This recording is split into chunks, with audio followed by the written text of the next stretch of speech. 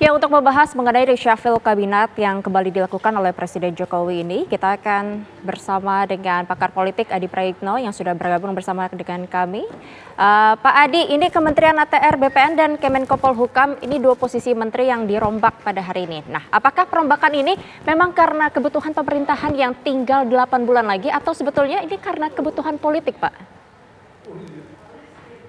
Ya, saya kira ada dua hal. Pertama, ini untuk mengisi kekosongan politik yang ditinggalkan oleh Menko Polhukam sebelumnya, Pak Mahfud MD yang mengundurkan diri karena mencalonkan diri sebagai calon wakil presiden. Oleh karena itu, kekosongan ini tentu harus diantisipasi. Oleh karena itu, tidak mengherankan kalau kemudian dicari penggantinya yang dinilai sepadan, memiliki kapasitas, memiliki rekam jejak yang cukup mumpuni untuk menggantikan posisi Pak Mahfud di Menko Polhukam.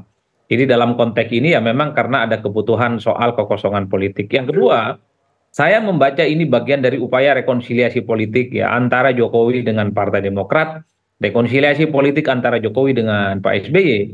Kita tahu bahwa Partai Demokrat sepanjang 9 tahun belakangan merupakan partai politik yang cukup menyalak, cukup kritis, dan cukup memberikan perlawanan-perlawanan yang cukup signifikan di luar basis kekuasaan politik pemerintah. Oleh karena itu, yang menarik sebenarnya soal pelantikan hari ini adalah ketika AHY kemudian dipilih dan didapuk sebagai Menteri ATR ya untuk menggantikan posisi Pak Hadi Cahyanto yang digeser menjadi Menko Polhukam. Jadi bagi saya ini ada upaya untuk melakukan rekonsiliasi politik ya kepada kelompok-kelompok oposisi yang selama ini memang berbeda secara diametral. Kan kita tahu bahwa Pak SBY misalnya beberapa waktu yang lalu selama proses kandidasi di Pilpres itu sangat kelihatan agresif mengkritik pemerintah. Pak SBY misalnya menuduh bahwa di 2024 ini Pilpres sudah diatur, potensi kecurangannya cukup terbuka, bahwa Pilpres hanya akan dua poros dan pemenangnya sudah akan ditentukan. Itu kan sebagai narasi-narasi kelompok-kelompok kritis yang kemudian itu bisa dilihat dari kawan-kawan Demokrat. Jadi bagi saya dua hal inilah yang paling bisa menjelaskan kenapa reshuffle kabinet kali ini itu cukup menarik untuk diperhitungkan karena ada faktor AHY, karena ada faktor Demokrat, karena ada faktor kelompok-kelompok oposisi yang at the end of the day-nya di 8 tahun sisa pemerintahannya Pak Jokowi juga menjadi bagian dari kekuasaan politik pemerintah. Oleh karena itu, dari sekian banyak pembicaraan soal reshuffle hari ini, satu-satunya yang menarik dibicarakan adalah soal posisi Demokrat dan AHY yang didapuk sebagai Menteri ATR. Saya kira di situ konteksnya. Ya, apakah ini hanya saja rekonsiliasi atau sebetulnya merupakan bentuk imbalan pada Demokrat? Kalau dibilang bentuk imbalan mungkin boleh juga, tapi secara umum memang agak mulai kelihatan ya, tensi politik mulai menurun ketika Demokrat menyatakan dukungan politiknya kepada Prabowo Subianto dan Gibran. Itu sepertinya titik terang yang mulai mempertemukan posisi Jokowi dan posisi SBY secara umum, yang kemudian kita tahu berjarak secara diametral saat ini. Mungkin kalau ini dianggap sebagai sebuah imbalan mungkin ya, tapi yang paling utama bagi saya ini bagian dari politik rekonsiliasi. Politik akomodasi yang diterapkan oleh Jokowi kepada pihak-pihak yang selama ini menjadi oposisi dan kemudian taubat di tengah jalan, berkoalisi dengan pemerintah dan sama-sama menikmati kekuasaan politik. Makanya kalau mau jujur sebenarnya, kalaupun toh Demokrat ingin diajak bagian dari koalisinya Pak Jokowi, ya mungkin bisa nunggu setelah Ya, Prabowo Pak Subianto Adi, dan sebentar Gibran Pak ya Adi. dilantik Kita sebagai akan jadi melihat terlebih dahulu Presiden Joko Widodo presiden. akan memberikan pernyataan di Istana Negara berikut ini. Menko Polhukam kita tahu beliau dulu Panglima. Saya kira untuk mengatasi hal yang berkaitan dengan politik, hukum dan keamanan sangat siap. Dan saya tadi sudah pesan beberapa hal yang berkaitan dengan keamanan dan ketertiban dan juga yang berkaitan dengan dukungan terhadap investasi yang akan masuk ke Indonesia. Saya rasa itu. Pak, sudah ada koordinasi dengan PDIP ketika memasukkan nama Mas AHY sebagai menteri, Pak? Gimana? Sudah ada koordinasi dengan PDIP? Kenapa dengan PDIP ketika mengambil Pak Mas AHY? Jadi pertama, ini urusan yang berkaitan dengan Menteri ATR BPN, Mas Agus Harimurti Yudhoyono. Kita tahu beliau ini Ketua Umum Partai Demokrat. Pertama, beliau juga alumni Akademi Militer Akmil, juga pendidikan di Nanyang University, di Harvard University, di Webster University. Saya kira saya tidak ragu memberikan tempat untuk Kementerian ATR BPN karena ini urusan manajemen. Saya kira beliau akan sangat siap. Di sisa jabatan.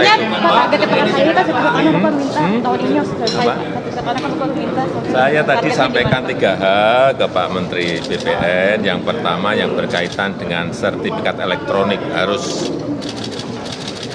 didorong agar lebih masif. Yang kedua, target untuk HGU carbon trading yang berkaitan dengan PP itu segera selesaikan karena banyak yang ingin masuk. Yang ketiga, yang berkaitan dengan target 120 juta PTSL. 120 juta bidang untuk masuk ke PTSL harus bisa kita selesaikan. Saya rasa itu. Pak, terkait dengan IKN, Pak Prabowo udah nyiapin tim transisi, kenapa? Ada reshuffle lagi nggak dari masa jabatan?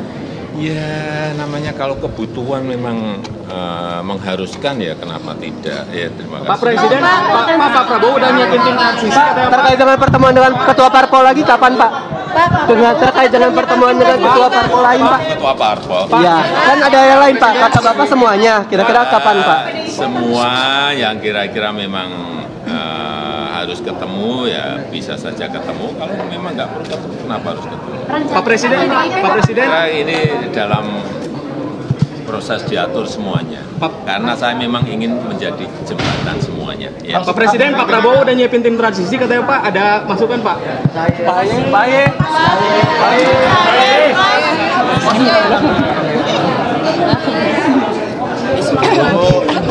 Jauh banget ya Allah. Sumpah.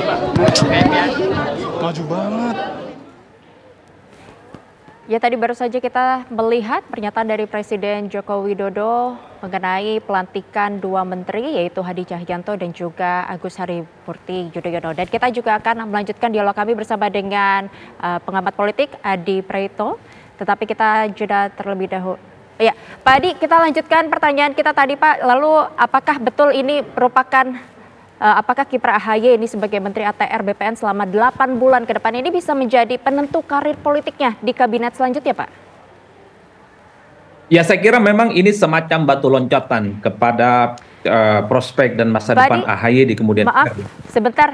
Pak, Ya. kita ada statement lagi, pernyataan lagi dari AHY. Kita akan mendengarkan terlebih dahulu untuk nanti kita lanjutkan kembali, Pak. Menteri ATR sekaligus Kepala BPN.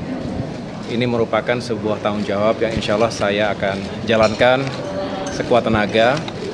Walaupun kami juga menyadari ini adalah masa-masa yang tidak panjang, 8 bulan kurang lebih. Tetapi saya selalu meyakini dalam waktu berapapun kita bisa berbuat yang terbaik untuk masyarakat dan juga negara. Saya mengucapkan selamat tentunya kepada Bapak Hadi Cahyanto sebagai Menko Polhukam yang baru. Sekaligus saya mengucapkan banyak terima kasih karena tadi malam, walaupun ini serba mendadak, kalau boleh sedikit saya cerita, jadi Senin malam itu saya baru mendapatkan telepon dari Mensesnek Pak Pratik. Hanya bertanya apakah ada di Jakarta. Dan beliau kemudian menyampaikan saya diterima oleh Pak Presiden Jokowi di Istana Merdeka kemarin Selasa jam 8. Saya tidak tahu agendanya apa ketika itu. Tapi saya datang tentunya dan disitulah beliau meminta saya untuk bergabung di kabinet. Lalu juga menyampaikan bahwa hari ini akan dilakukan pelantikan. Oleh karena itu yang saya lakukan tentunya saya mengucapkan terima kasih dan segera menghadap Pak Prabowo Subianto juga, bagaimanapun beliau adalah pemimpin koalisi Indonesia Maju ke depan, untuk mendapatkan blessing juga, restu juga. Dan setelah itu saya menghadap Pak Hadi karena beliau yang selama ini luar biasa telah menangani berbagai isu persoalan yang mendesak di bidang ATR dan BPN. Dan di antara itu semua termasuk tadi Pak Presiden Jokowi menyampaikan 3 hal yang tadi sudah beliau sampaikan juga. Ada beberapa prioritas, tetapi tentunya saya ingin meyakinkan 8 bulan ini bisa dituntaskan mudah-mudahan dengan segala daya upaya. Di antaranya untuk secara masif tadi sertifikasi elektronik ini yang bisa menjadi solusi terhadap berbagai persoalan termasuk ketumpang tindihan dan permainan dari mafia tanah, dan juga ini tentu masalah keadilan. Masalah keadilan bukan hanya masalah bagi-bagi sertifikat, tetapi ini masalah keadilan yang sangat fundamental, dan kita tentunya juga punya tujuan kalau apa yang dilakukan oleh Pak Hadi selama ini, ATR dan BPN ini bisa menghadirkan kepastian hukum khususnya untuk tata ruang, lokasi dan tanah yang akan digunakan sebagai tempat membangun berbagai infrastruktur di skala strategis nasional maupun lokal, maka investasi akan bergerak. Dan ini sebuah confidence yang harus kita tumbuhkan di dalam maupun dari luar negeri. Kalau investasi bergerak, tentu akan menghadirkan pertumbuhan ekonomi. Ekonomi rakyat akan bergerak, membuka lapangan pekerjaan, penghasilan, dan pada akhirnya masyarakat akan lebih sejahtera.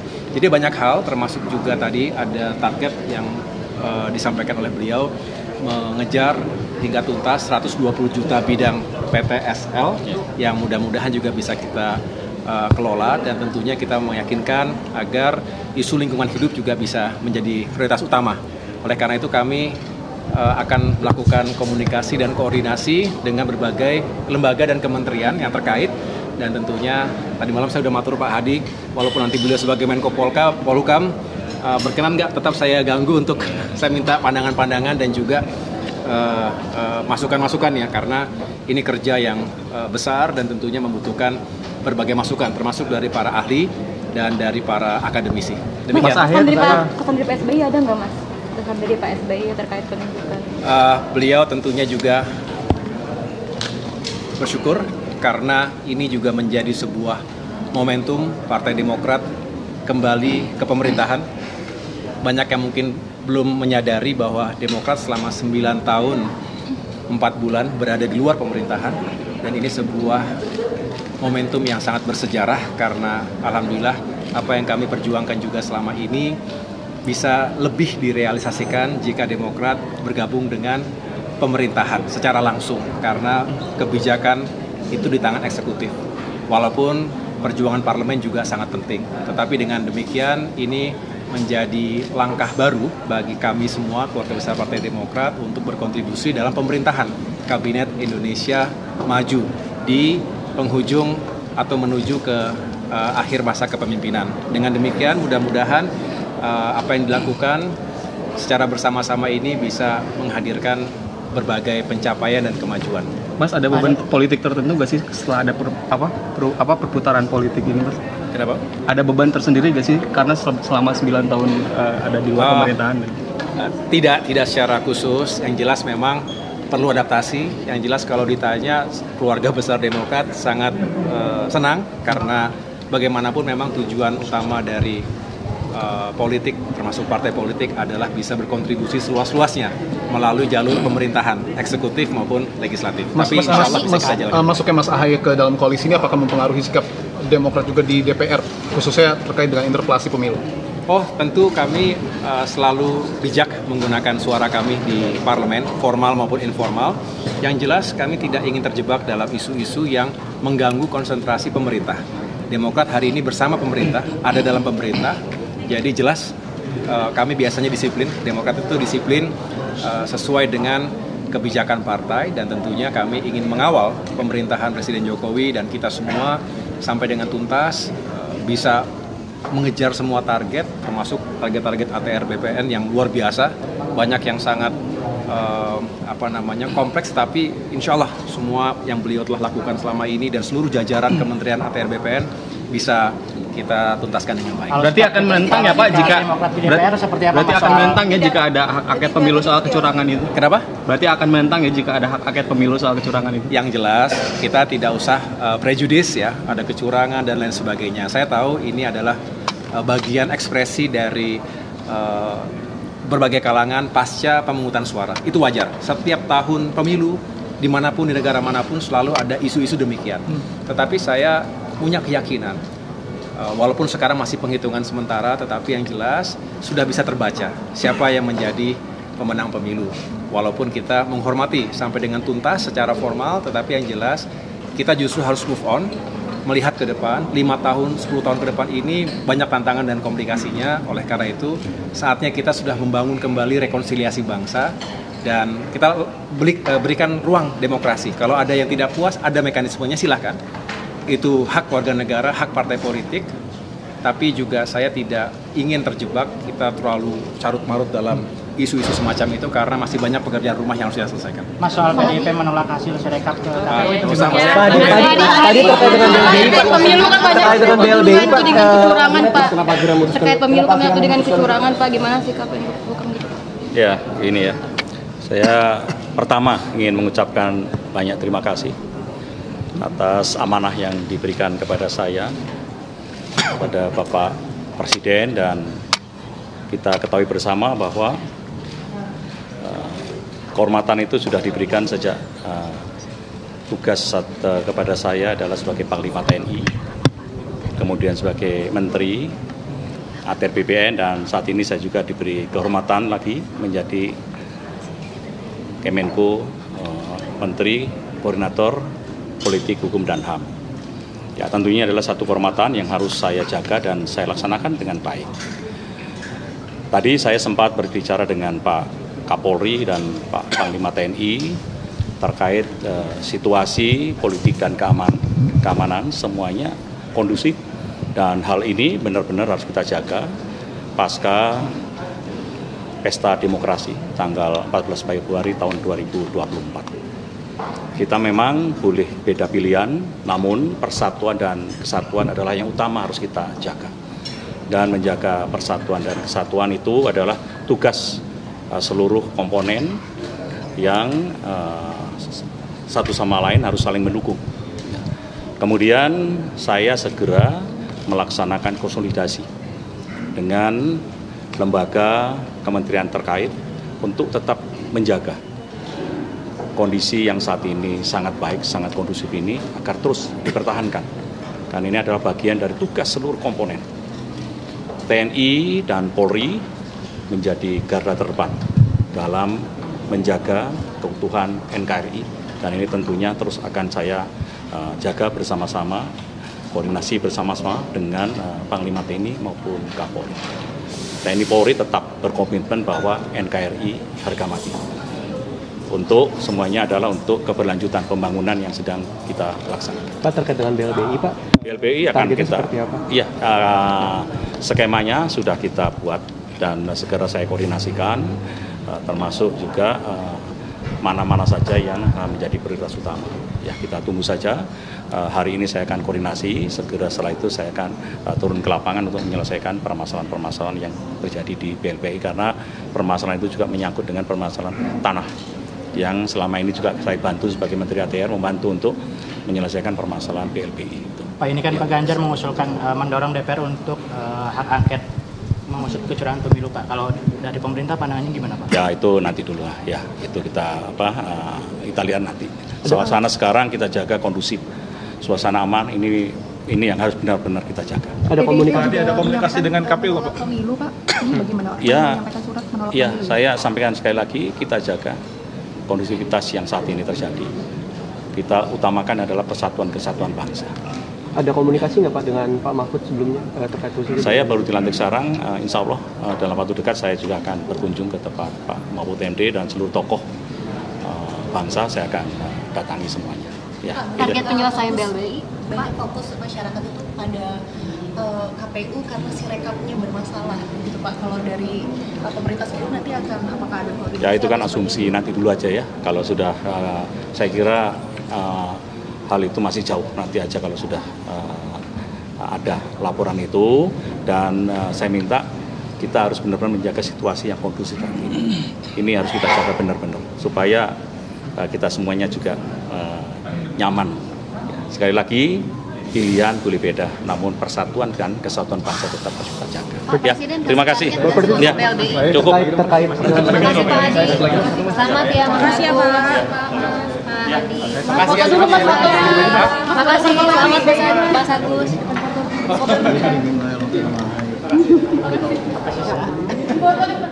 Ya, melanjutkan perbincangan kita bersama dengan pengamat politik Adi Prayitno. Pak Adi, mohon maaf atas tadi kepotong. Boleh dilanjutkan kembali, Pak, mengenai kiprah AHY sebagai Menteri ATR BPN selama 8 bulan ke depan ini bisa jadi penentu karir politiknya di kabinet selanjutnya atau bagaimana, Pak?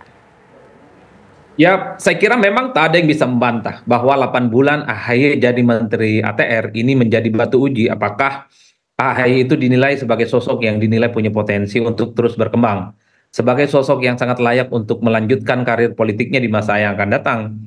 Karena bukan tidak mungkin AHY ini bisa melanjutkan posisi menterinya pasca ditetapkan oleh KPU pemenang Pilpres 2024 yang sepertinya memang kepada Prabowo dan Gibran. Konon ada informasi bahwa Demokrat yang sejak awal mendukung Prabowo dan Gibran sangat mungkin akan mengendorse Jokowi sebagai menteri selanjutnya. Jadi oleh karena itu bagi saya ini adalah batu uji bagi AHY untuk menunjukkan kepada publik bahwa AHY adalah sosok pemimpin yang bisa bekerja, bisa menuntaskan persoalan-persoalan penting yang selama ini dihadapi oleh bangsa kita, terutama yang terkait dengan bidang-bidang yang selama ini akan ditekuni, yaitu di Kementerian ATR. Bagi saya, di 8 bulan ke depan ini harus ada sesuatu yang menjadi diferensiasi AHY dengan yang lain. Misalnya 100 hari pertama, AHY ketika jadi Menteri ATR, harus bisa misalnya menyelesaikan soal kasus-kasus mafia tanah yang selama ini menjadi sesuatu hal yang paling menakutkan di negara ini. Kasusnya sudah banyak. Salah satu menteri yang saya kira memang paling diandalkan oleh Pak Jokowi adalah Pak AHY dalam konteks ini di sisa waktu pemerintahannya.